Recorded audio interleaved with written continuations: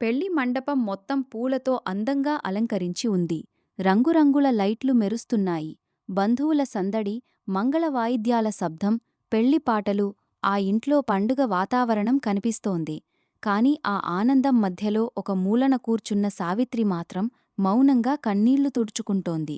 ఆమె కళ్ల ముందు పదే పదే తన కూతురు దీప్తి చిన్ననాటి జ్ఞాపకాలు కదులుతున్నాయి. దీప్తి ఆమెకు ఒక్కగానొక్క కూతురు. భర్త చనిపోయిన తర్వాత సావిత్రికి కూతురే ప్రపంచం. భర్త చనిపోయే సమయానికి దీప్తికి కేవలం 4 సంవత్సరాలు. ఆ రోజు ఆసుపత్రి గదిలో భర్త చివరి మాటలు సావిత్రికి ఇప్పటికీ గుర్తున్నాయి. సావిత్రీ, మన దీప్తిని బాగా చదివించు. నేను లేకపోయినా ఆమె ముఖంలో నవ్వు తగ్గకుండా చూడు. ఆ మాటలు చెప్పి ఆయన కళ్లను మూశాడు. ఆ రోజునుంచి సావిత్రి తల్లిగానే కాదు, తండ్రిగా కూడా మారిపోయింది. ఉదయం 4 గంటలకే లేచి ఇళ్లలో పనులు చేసేది. వంట చేయడం, బట్టలు ఉతకడం, ఇళ్లలో పనిచేయడం, రోజంతా కష్టపడేది. సాయంత్రం ఇంటికి వచ్చేసరికి శరీరం మొత్తం అలసిపోయినా కూతురు చదువుకుంటూ కనిపిస్తే ఆ అలసట అంతా మర్చిపోయేది. అమ్మా, నాకు ఈ పుస్తకం కావాలి. ఎంత తల్లీ? 200 రూపాయలు. సావిత్రి దగ్గర అప్పటికి 100 రూపాయలు మాత్రమే ఉన్నాయి. అయినా కూతురి ముఖం చూసి నవ్వింది. రేపు తీసుకొస్తాను తల్లీ. మరుసటి రోజు తనకు కావాల్సిన మందులు కొనకుండా ఆ పుస్తకం తీసుకొచ్చింది. దీప్తి ఆనందంగా పుస్తకాన్ని తీసుకుని థాంక్యూ అమ్మా అంది. ఆ చిన్న మాట సావిత్రికి 1,00,000 రూపాయల ఆనందాన్ని ఇచ్చింది. చిన్ననాటి జ్ఞాపకం. దీప్తి చిన్నప్పుడు చాలా అల్లరి పిల్ల. ఒకసారి స్కూల్కి వెళ్ళనని ఏడుస్తూ, అమ్మా, నాకు స్కూల్కి వెళ్లడం ఇష్టం లేదు అంది. సావిత్రి నవ్వుతూ, నువ్వు చదువుకుంటేనే నీ జీవితాన్ని నువ్వు నీ చేతులతో మార్చుకోగలవు తల్లీ అంది. నువ్వు ఎందుకు అంత కష్టపడుతున్నావమ్మా అని చిన్న దీప్తి అడిగింది. సావిత్రి ఆమె తల నిమురుతూ, నువ్వు పెద్దయ్యాక నాలాగా ఎవరి ముందు చేతులు చాచి అడగకూడదు. నీ కాళ్లమీద నువ్వు నిలబడాలి అంది. ఆ మాటలు దీప్తి గుండెల్లో నాటుకుపోయాయి. ఆమె బాగా చదివింది. పరీక్షల్లో మంచి మార్కులు సాధించింది. ఒకరోజు స్కూల్లో ప్రిన్సిపాల్ సావిత్రిని పిలిచాడు. మీ అమ్మాయి చాలా బాగా చదువుతోంది. మంచి భవిష్యత్తు ఉంది. ఆ మాట విన్న సావిత్రి కళ్లలో ఆనంద భాష్పాలు వచ్చాయి. సార్, నా కూతురు పెద్దదై మంచి మనిషిగా మారితే చాలు అంది. పెళ్లి మాట. కాలం గడిచిపోయింది. దీప్తి పెద్దదయింది. మంచి ఉద్యోగం వచ్చింది. ఒకరోజు సావిత్రి దగ్గరకు వచ్చి, అమ్మా, నాకు ఒక సంబంధం వచ్చింది అంది. సావిత్రి కొద్దిసేపు మౌనంగా ఉంది. నువ్వు సంతోషంగా ఉంటావా? అవును అమ్మా. అయితే నాకు ఇంకేం కావాలి తల్లీ అని నవ్వింది. పెళ్లి నిశ్చయమైంది. ఆ రోజునుంచి ఇంట్లో పెళ్లి పనులు మొదలయ్యాయి. బంధువులు వచ్చారు. పసుపు కార్యక్రమం జరిగింది. మెహిందీ పెట్టారు. ఇంటి ముందు ముగ్గులు వేశారు. అందరూ ఆనందంగా ఉన్నారు. కాని సావిత్రి మాత్రం ప్రతిరోజూ రాత్రి కూతురు నిద్రపోయిన తర్వాత ఆమె ముఖాన్ని చూస్తూ కూర్చునేది. ఇంకెన్ని రోజులు నా పక్కన పడుకుంటుంది అనే ఆలోచన ఆమె గుండెను పిండేసేది. పెళ్లిరోజు. చివరకు పెళ్లిరోజు వచ్చింది. దీప్తి పెళ్లి బట్టల్లో దేవతలా కనిపించింది. సావిత్రి కూతురిని చూసి నవ్వింది. కాని ఆ నవ్వు వెనుక కన్నీళ్లు ఉన్నాయి. అమ్మా, ఎలా ఉన్నాను అని దీప్తి అడిగింది. సావిత్రి కాసేపు మాట్లాడలేకపోయింది. చాలా అందంగా ఉన్నావు తల్లీ. నా బంగారు తల్లిలా ఉన్నావు అంది. దీప్తి తల్లిని కౌగిలించుకుంది. అమ్మా, నువ్వు ఏడుస్తున్నావా?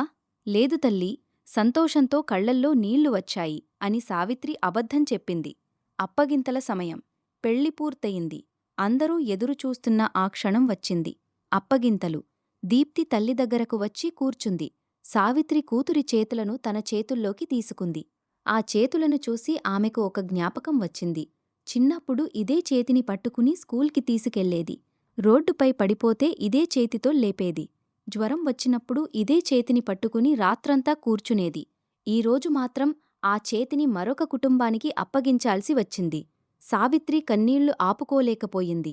అమ్మా అని దీప్తి పిలిచింది. చెప్పు తల్లీ, నన్ను వదిలి ఎలా ఉంటావమ్మా అని దీప్తి అడిగింది. సావిత్రి కూతురిని గట్టిగా కౌగిలించుకుంది. నేను ఉండగలను తల్లీ, కాని నువ్వు సంతోషంగా ఉంటేనే. నువ్వు లేకుండా నేను సంతోషంగా ఎలా ఉంటాను తల్లీ? కూతురు ఎప్పటికీ తల్లి దగ్గరే ఉండదు. ఒకరోజు ఇంకొక ఇంటికి వెళ్లాల్సిందే. కాని నువ్వు ఎక్కడ ఉన్నా నా గుండెల్లోనే ఉంటావు అంది. తర్వాత సావిత్రి కూతురికి కొన్ని మాటలు చెప్పింది. అత్తింట్లో అందరినీ గౌరవించు. అమ్మా, చేస్తాను. నీ భర్తను ప్రేమించు. అమ్మా, చేస్తాను.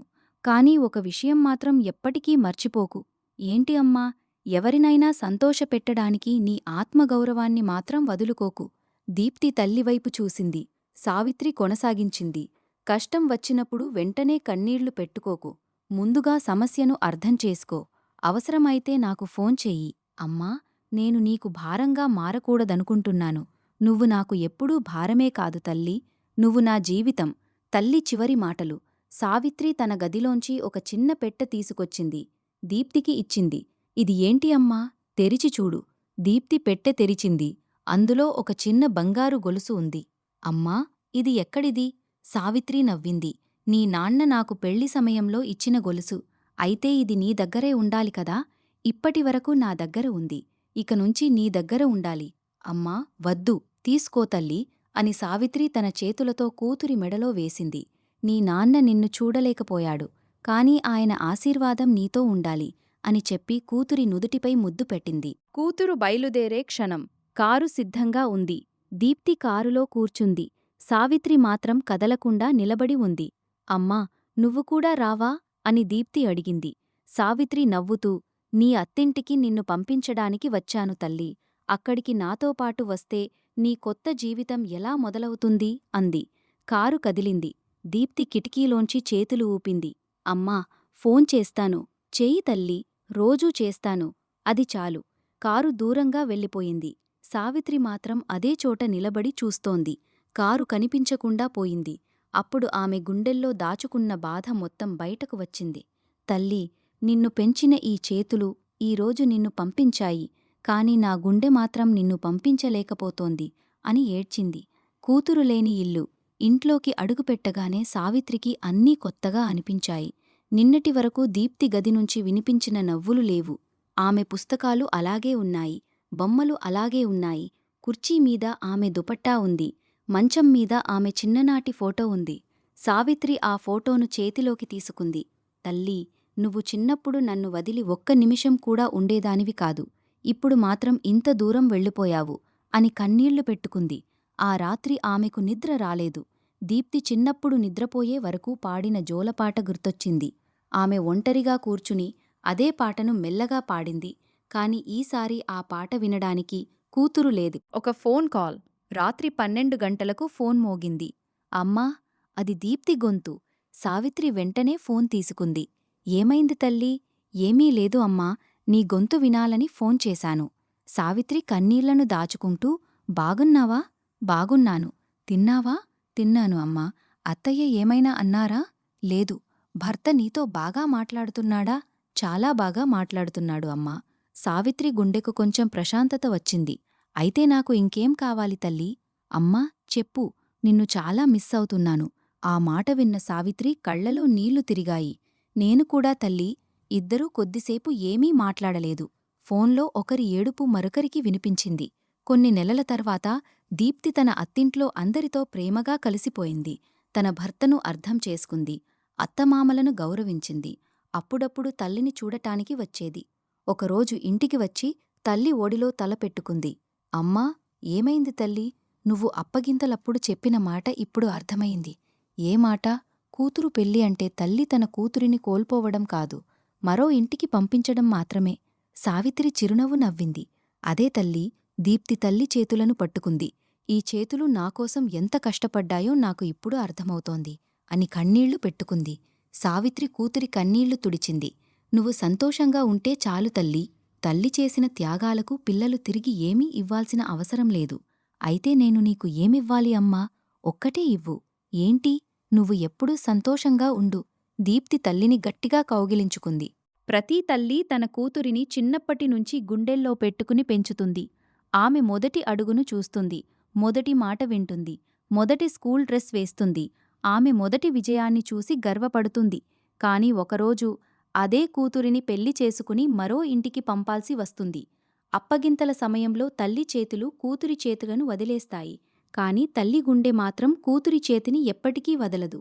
కూతురు వెళ్ళిపోయిన తర్వాత ఖాళీ అయ్యేది కేవలం ఇల్లు కాదు, తల్లి ఓడే ఖాళీ అవుతుంది. కూతురు తన కొత్త జీవితాన్ని మొదలుపెడుతుంది. కాని తల్లి మాత్రం ప్రతిరోజూ తలుపు వైపు చూస్తూనే ఉంటుంది.